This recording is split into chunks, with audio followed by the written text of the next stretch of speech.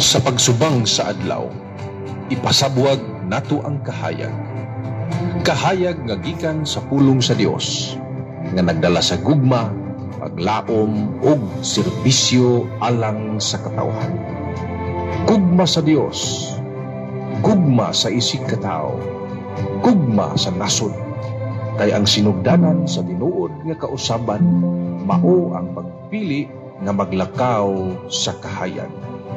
Ug tungod niya na, nataw kining maong tulumanon, kini ang lamdag sa buntag.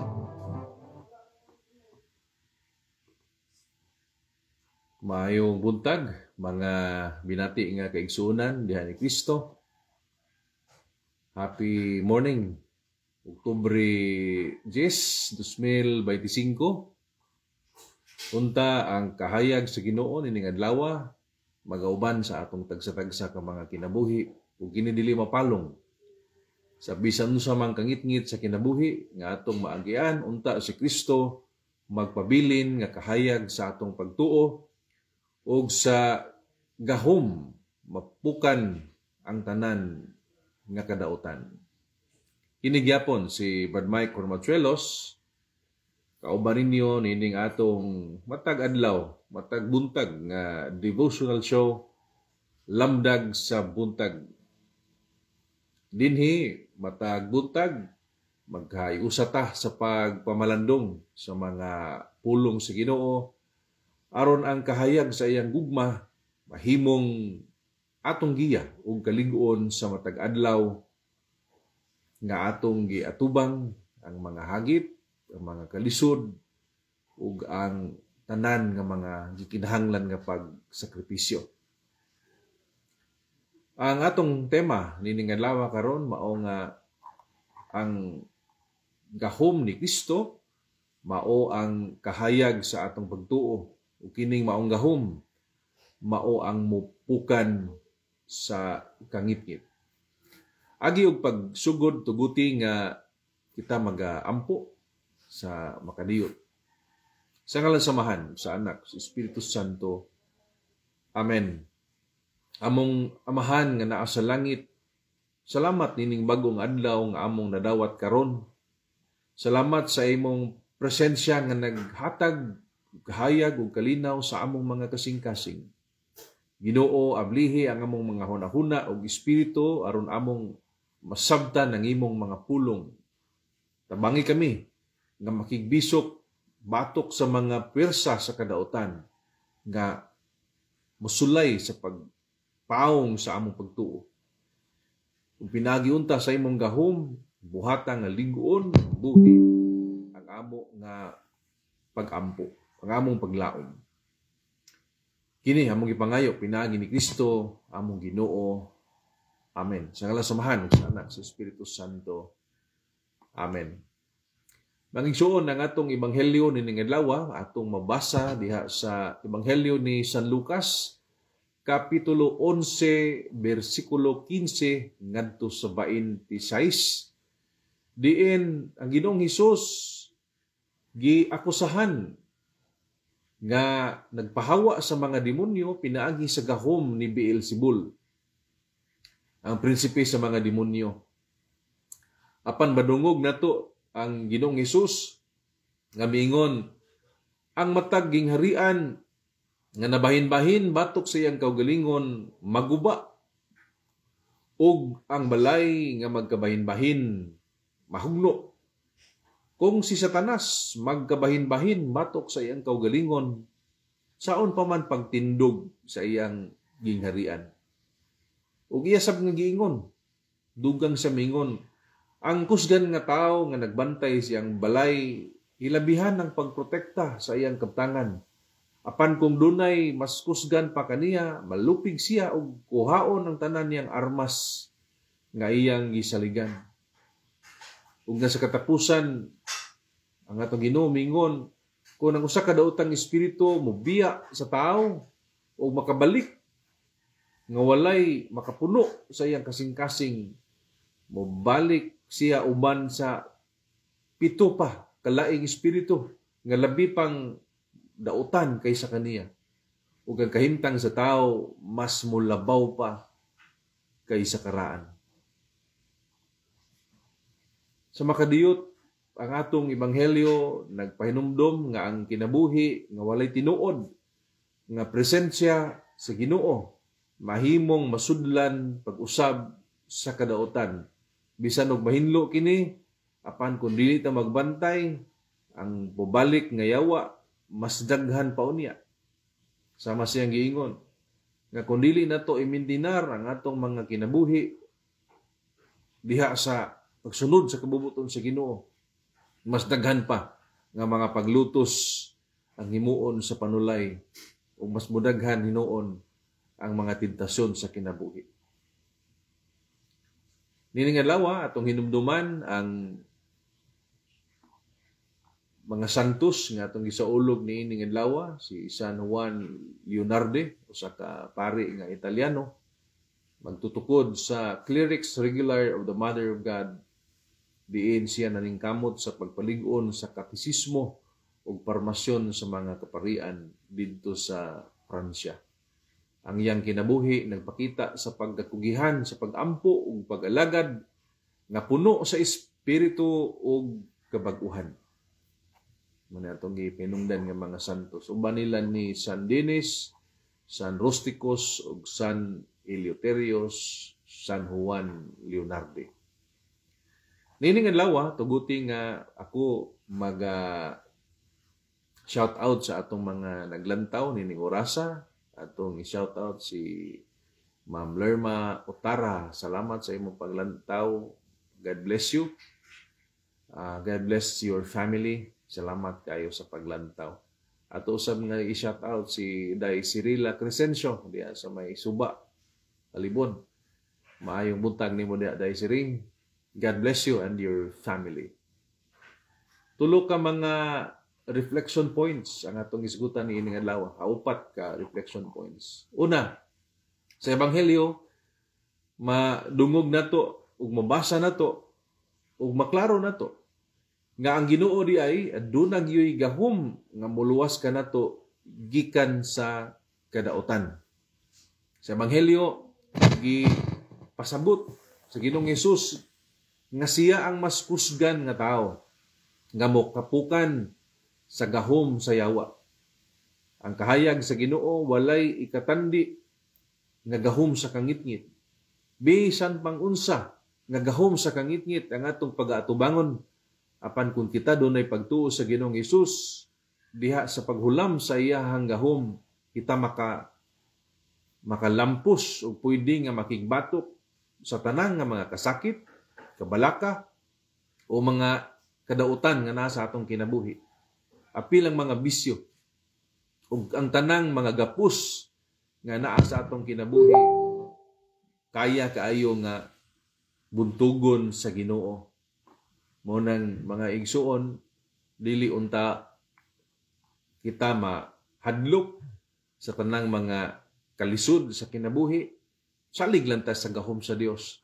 Kaya ang Ginoo aduna gyoy gahom nga muluwas kanato gikan sa kadautan. Ikaduha nga punto, kinahanglan og lig-on nga pundasyon ang atong espirituhanon nga kinabuhi. Diya sa ebanghelyo ningon ang Ginoo nga kung biyaan sa daotang espiritu ang usa ka balay o kini wala nay sulod, meaning limpyo na unta. Ban mobalik siya og magdala pag mas daghang kadautan. Mao kini ang pahimangno natong tanan nga dili lang igo nga manghinlo ta sa ato ang kaugalingon nya mapamawala ang dautan. Kinahanglan nga human mo pahawa ang dautan. Kinahanglan mapuno kita sa presensya sa Dios. Kay kung nilili sa yawa, hawa tuod siya, kay gi-exercise siya, ug giunsa nganon hawa man siya. Pero pagtanaw niya nga, uy, wa may nisulod. Wala man nisulod ang presensya sa Ginoo for whatever reason. Nga wa ta makapasulod sa presensya sa Ginoo sa atong kinabuhi. Mubalik ang dautan with a vengeance. Mubalik og mas labihan pa unya nga kadautan ang iyang dadon. Daghan nga mga kasamok, daghan nga mga pagsulay ang iyang dalon. Mao nga magbantay ta nga dili mawad-an og pagampo ang atong mga kasing-kasing. Kay kung ang atong mga kasing-kasing mawad-an sa mga pagampo, mawad-an sa mga pulong sa Dios nga angay natong pamalandungan matag adlaw, dali ra kining mapulihan sa kahadlok ug sa sala. Mabitaw na nga kining atong programa Lamdag sa Buntag, usa ni ka pagpaningkamot nga matag adlaw makadungog ta, makaambit ta sa pulong sa Ginoo aron malamdagan ang atong mga kasing-kasing ug gunahuna. Sa ingon niya nga paagi dili makasulod ang yawa. Kaya mahadlok man siya sa pulong sa Dios, mahadlok man siya sa gahom sa Dios. Ikatulo nga punto, ningon diha sa in English, he who is not with me is against me. Ang dili dapig kanako, kontra kanako. Klaro ang mensahe sa Ginoo. Dili ta pwede magpabilin nga neutral sa atong pagtuo. Kinahanglan muhimong kita usa ka baruganan kinsa man kita nakadapig. Kay kung dapig ta sa Dios, dapat klaro ngano nga dapig ta sa Dios. Ang tao nga dapig sa Dios, sa iyang pamilya, trabaho, relasyon, kinahanglan klaro nga kauban niya si Kristo. Kinahanglan dili niya ikauwaw ang pagsangya o pagsaksi nga si Kristo buhi diha siyahang kinabuhi. Ang ato mga buhat, pulong o kinaiya, usa ka dakong timaan nga kita nagabarug uban ng Ginoo. Kay kung sa atong mga pulong, sa atong mga buhat, ug sa atong kinaiya, dili gani dayag si Kristo, dako kasiguruan mga igsuon nga tuwa ta ni dapig sa atong kaaway nga mao ang yawa. So atong paningkamutan nga klaro og dayag kang kinsa kita nagadapig ug nagalaban. Unta klaro sa atong kinabuhi matag adlaw nga kita nagalaban ug nagbarug uban ng Ginoo. Ikaupat, kung kita makighiusa sa Ginoo, kita adunay paglaom. Ang Ebanghelyo nagingon nga ang gingharian magkabahin-bahin, maguba. Mao nga diha sa atong simbahan, pamilya, komunidad, kinahanglan kita maghiusa diha sa atong pagtuo. Kay ang panaghiusa usa ni siya ka porma sa espirituhanong depensa batok sa demonyo. Kinahanglan dunay panaghiusa sa pagtuo. Kay aron aduna kitay gahom nga atong ika-depensa batok sa tanang mga paglingla sa panulay. Sa di pa ko mo padayon, akong i-shout out ang atong mga naglantaw ug dugang nining orasa. Akong i-shout out akong manghud si Janet Ormatrelos Bulala nga karon sa Amerika. Salamat sa imong paglantaw ning. God bless you and have a good day today. Ato usab nga i-shout out si Ma'am Julita Umak. God bless you. Salamat sa paglantaw. Padayon ta sa atong mga hilisgutanan. Unsa may mga practical applications niining atong gihisgutan nga kaya nato buhaton matag adlaw aron mulig-on ang atong pagtuo, mulig-on ang atong pagbarog uban ng Ginoo. Una, magampo. Adlaw o gabi kinahanglan dunay panahon nga igahin nga magampo, makig-istorya ngadto sa Dios. Puno sa pagsalig. Dili lang taman sa pagpangayo, kundi diha usab sa pagdawat nato sa presensya sa Ginoo sa atong kinabuhi. Diha usab sa pagpamati sa Dios kung unsa ang iyang kabubuton nga angay natong sundon sa atong kinabuhi. Mao ni usa sa mga pinaka-kaya natong buhaton matag adlaw. Ikaduha, buhaton nato ang espirituhanon nga pagpanglimpyo sa atong kinabuhi. Dili lang sa pisikal ang pagpaglimpyo. Mas importante usab kining gitawag nato espiritual nga pagpanglimpyo. Unsa may gipasabot niya nga manglimpyo ta sa atong espirituhanong kinabuhi. Atong biyaan ang mga bisyo sa kalibutan. Bisan unsang mga kahilayan, bisyo nga naa sa kalibutan, kini makapabangan, kini makagapos ug makaulipon kanato ug dili na hinuon makapunting ang atong mga mata ngadto sa Ginoo. Busa angay kini nga limpyuhon tangtangon sa atong nga kinabuhi. Kanang mga pagbati nga dautan sama sa kasuko, kalagot, ato kining ipadaplin, limpyuhon nato ang atong kasing-kasing aron mupuli ang kalinaw diha sa atong kasing-kasing. Mupuli ang gugma. Mupuli ang pagpasaylo. Lain pa nga kaya nato ang buhat mao ang pagpangayo sa Ginoo nga tabangan ang atong pamilya nga magkahiusa. Kay diha sa pamilya kun walay pagkahiusa diha sa Dios, maggabahin-bahin.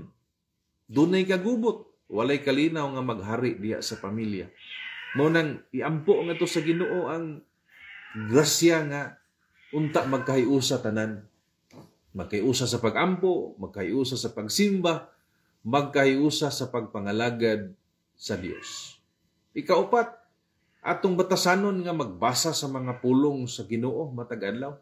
Sama ni nitong gibuhat karon nga inigsugod pa lang sa buntag, atong gipaminaw ang lamdag sa buntag kay atong gipamalandungan ang mga pulong sa Ginoo. Ang balaan na kasulatan, Biblia, mao ang armas, ang hinagiban nga atong gisaligan isip mga sundalo sulugoon ni Kristo. Kung wala kini mga pulong nga naghatag og kinabuhi, wala kitay mahimo diha sa atong adlaw-adlaw nga pagpaningkamot nga makasunod sa iyang kabubuton. Mao nang importante kaayo batasanon nato ang pagbasa, pagpamalandong sa pulong sa Ginoo ug puy-an kining maong mga pulong. Ikinabuhi kining maong mga pulong. Ikalima, atong iampo ang mga tao sab nga nanginahanglan sa espirituhanon nga pagluwas. Daghan og mga tao nga problemado sa pinansyal, emosyonal, pero mas daghan ang mga tao nga nagkinahanglan sa espirituhanon nga pagluwas. Ang mga adik sa katilingban, ang mga sigilag kasuko, nagkakalagot, ang mga korap, ang mga nangaguba o pamilya, ang daghan nga mga tao nga nabangan sa bisyo, nagkadaylaing mga kahilayan sa kalibutan, ato silang iapil sa atong mga pag-ampo. Aron mapuno usab sila sa gahom sa Ginoo ug pinaagi sa iyang grasya sila makalingkawas sa gapos nga gibangan sa yawa sa ilang mga tagsa-tagsa ka kinabuhi. Ug dako ang atong mahimo diha pinaagi sa atong kinasingkasing nga mga pag-ampo alang kanila. Challenge nato nining adlaw nga mag-ampo ta para una sa atong pamilya. Nga unta ang matang membro sa atong pamilya hatagan sa pag-amping sa Dios ug pangayoon nato nga iyang proteksyonan batok sa tanang mga kadaot, batok sa mga pagtintal sa yawa ug sa tanang mga kadautan. Ikaduha, nga mangita ta og paagi aron kita makapaambit sa kalinaw sa Dios ngadto sa ubang mga tao, labi na kadtong mga nanginahanglan niini. Sa mga naglisod, atong ipaambit ang kalinaw sa Ginoo pinaagi sa pagpakig-istorya kanila. Pinaagi sa atong pagpasaylo o makaha, pinaagi sa atong kinasingkasing nga pagtabang sa daghan nga mga dagway base sa ilang panginahanglan. Mao ni atong challenge ning adlaw. Angay ta mamalandong siguro nining maong pangutana. Unsa man ang dapit sa atong kinabuhi karong adlaw nga kinahanglan pa nga mapuno sa presensya o gahom sa Dios aron dili makapuli ang dautan. Anaabay luna sa atong kinabuhi mga igsuon nga nining panahon na hawang nga kinahanglan nga punon sa presensya sa Dios aron dili mo puli ang dautan. Kunaw naa kini pag-ayo ug dal-a kini sa imong pag-ampo nining adlaw. Agi og pagtapos tuguti nga kita mag-ampo sa usa ka mubo nga pasalamat ngadto sa Dios. Sa ngalan sa Amahan ug sa Anak sa Espiritu Santo. Amen. Ginoo namo nga labing gamhanan Salamat sa imo mga pulong nining buntaga nga nagpainumdum kanamo nga walay gahom nga labaw pa sa imong gahom. Gay kami sa kadasig ug pagtuo nga kami makalingkawas sa tanang pwersa sa kadautan. Kaunta kami dili magapos sa kalagot, kasakit ug kasaypanan. Hinunua, puna kami sa imong balaang espiritu aron magpuyo kami nga malinawon ug masaligon. Tabangi kami Ginoo nga magpabilin, nga matinud-anon ug nahiusa diha kanimo. Kining tanan among gipangayo, gipasalamatan pinagi ni Kristo among Ginoo. Amen. Sa ngalan sa Amahan ug sa Anak, sa Espiritu Santo. Amen. Sa dili pa ko formal nga manamilit, akong i-greet pag-usab ang tanan nato nga naglantaw hantud nining orasa. Ako manghod nga si Janet, si Ma'am Julita Omak, si Day Cirila Crescencio ug kaninong mga tanan nga mulantaw niini. Salamat kaayo sa inyong paglantaw sa atong programa Lamdag sa Buntag. Ako usab nga gi-greet ang akong kapikas sa kinabuhi nga sa kanunay nagasuporta usab kanako ug nagaampo alang sa akong mga ministeryo. Akong i-greet si Day MM, kauban sa akong mga anak nga diya namahaw, si Gabriel, si Eli, sa akong anak nga nakaroon sa syudad sa Sugbo, si Matet, si Janluc, si Mikmik, si Rafael. Ako sa mga greet akong mama, Mama Delfa, kauban sa uban akong mga igsuon, si Farah, si Charlotte, si Al, ug ang akong mother-in-law, si Mama Feli Makwa, kauban sa iyang mga anak, tanan niyang mga anak. Sa akong mga kaubanan nga mga teachers sa Tagum Sur National High School, sa akong mga kaubanan sa Family and Life Ministry sa parokya ni Senior Santo Niño, sa akong mga kaubanan sa mga kanhi youth leaders nga nagtapo kagabi. Mayong adlaw kaninyong tanan ug unta ang panalangin sa Dios maanaa kaninyo niining adlaw. Salamat kaayo sa inyong pag-uban kanako nining lamdag sa buntag. Hinaot nga ang pulong sa Dios karon nining adlaw naghatag og kalig-on, kahayag sa atong tagsa-tagsa ka mga adlaw. Ug unta di ta malimot, ang Ginoo mao ang mas kusgan kaysa tanan nga mga kalisdanan ug kadautan ibabaw niining kalibutan. Magkita-kita kita pag-usab ugma alang sa laing bagong adlaw, bagong paglaom, bagong kahayag. Kini na usab ang inyong igsuon Brad Mike Hormatuelos dinhi sa Lamdag sa Buntag ug nagaingon maayong buntag ug panalanginan kamo sa Ginoo ug ang inyong pamilya sa kanunay. God bless you. Salamat sa paglantaw.